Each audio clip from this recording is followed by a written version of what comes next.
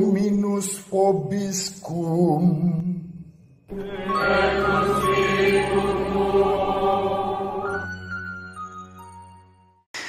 Sahabat peradaban kasih ekologis yang terkasih, selamat berjumpa dalam renungan harian bersama saya Romo Alois Budi Purnomo PR melalui channel ini. Semoga panjenengan selalu sehat, tetap semangat tanpa sambat, dan selalu bahagia kebahagiaan yang bersumber dari Tuhan Allah kita. Mari kita awali perjumpaan kita dengan bersatu di dalam doa. Kita menggunakan Mazmur tanggapan pada hari ini sebagai doa kita. Dalam nama Bapa dan Putra dan Roh Kudus. Amin. Kemuliaan Tuhan diam di negeri kita. Aku ingin mendengar apa yang hendak difirmankan Allah. Bukankah Ia hendak berbicara tentang damai kepada umatnya dan kepada orang-orang yang dikasihinya? Sungguh keselamatan dari Tuhan dekat pada orang-orang yang takwa, dan kemuliaannya diam di negeri kita. Kasih dan kesetiaan akan bertemu, keadilan dan damai sejahtera akan berpelukan. Kesetiaan akan tumbuh dari bumi, dan keadilan akan merunduk dari langit. Tuhan sendiri akan memberikan kesejahteraan, dan negeri kita akan memberi hasil. Keadilan akan berjalan di hadapannya, dan damai akan menyusul di belakangnya. Kemuliaan kepada Bapa dan Putra dan Roh Kudus, seperti pada permulaan, sekarang, selalu, dan sepanjang segala abad. Amin. Kemuliaan Tuhan diam di negeri kita. Dalam nama Bapa dan Putra dan Roh Kudus. Amin. Sahabat peradaban kasih ekologis yang terkasih, mari kita baca Injil pada hari ini, Injil Matius bab 5 ayat 20 sampai 26. Dalam khotbah di bukit, berkatalah Yesus, "Jika hidup keagamaanmu tidak lebih benar daripada hidup keagamaan para ahli Taurat dan orang-orang Farisi, kalian tidak akan masuk ke dalam kerajaan surga. Kalian telah mendengar apa yang disabdakan kepada nenek moyang kita, jangan membunuh, siapa yang membunuh harus dihukum. Tetapi aku berkata kepadamu, setiap orang yang marah terhadap saudaranya harus dihukum. Barang siapa berkata kepada saudaranya, kafir, harus dihadapkan ke mahkamah agama, dan siapa yang berkata jahil harus diserahkan ke dalam neraka yang menyala-nyala.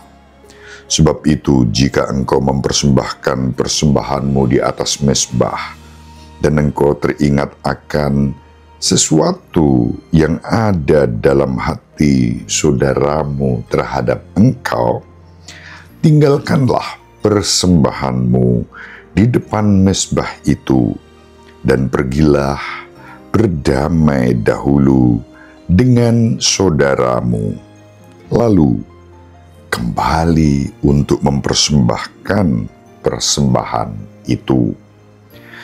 Segeralah berdamai dengan lawanmu selama engkau bersama-sama dengan dia di tengah jalan, supaya lawanmu jangan menyerahkan engkau kepada hakim, dan hakim itu menyerahkan engkau kepada pembantunya, dan engkau dilemparkan ke dalam penjara.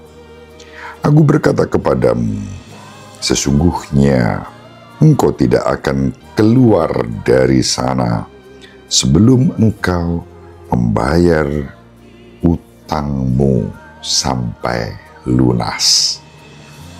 Demikianlah sabda Tuhan.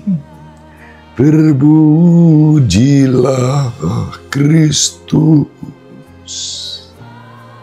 Sahabat peradaban kasih ekologis yang terkasih, Injil yang diwartakan kepada kita mengajak kita untuk berdamai dengan lawan. Artinya, memang kita dipanggil untuk menjadi orang yang membawa damai di dalam kehidupan kita bersama, bahkan terhadap orang-orang yang membenci dan memusuhi kita. Tentu ini tidak mudah. Jangankan untuk banyak orang lain yang tidak mengimani Kristus, untuk kita yang mengimani Kristus pun menjadi pembawa damai bukanlah perkara yang mudah. Namun demikian tidak berarti bahwa hal itu tidak bisa dilakukan. Sekali lagi kita ingat satu peristiwa dahsyat dalam kehidupan Paus Yohanes Paulus II. Maka tidak mengherankan bahwa beliau ditetapkan sebagai orang kudus, orang suci, sebagai santo. Bapak suci Yohanes Paulus II ketika suatu kali mengalami penembakan atas dirinya, peluru menembus dadanya, nyawanya nyaris melayang, namun terselamatkan. Apa yang dilakukan oleh Paus Yohanes Paulus II? Paus Yohanes Paulus II mengampuni sang penembak, bahkan mengunjunginya saat sang penembak berada di dalam penjara.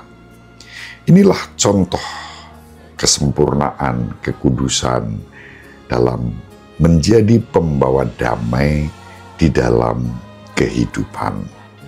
Semoga kita dimampukan untuk melakukannya dalam hidup kita sehari-hari dengan mengasihi orang-orang yang membenci dan memusuhi kita, menjadi pembawa damai untuk mereka. Semoga bermanfaat. Ibu Maria dan Bapak Yusuf selalu mendoakan kita. Semoga panjenengan semua sahabat peradaban kasih ekologis yang terkasih bersama seluruh anggota keluarga dimanapun berada, dibimbing, dilindungi, dan diberkati oleh Allah yang Maha Kuasa, Bapa dan Putra dan Roh Kudus. Amin. Terima kasih, salam sehat, tetap semangat tanpa sambat, selalu bahagia, kebahagiaan yang bersumber dari Tuhan Allah kita. Salve, shalom, salam sejahtera, berkah dalam.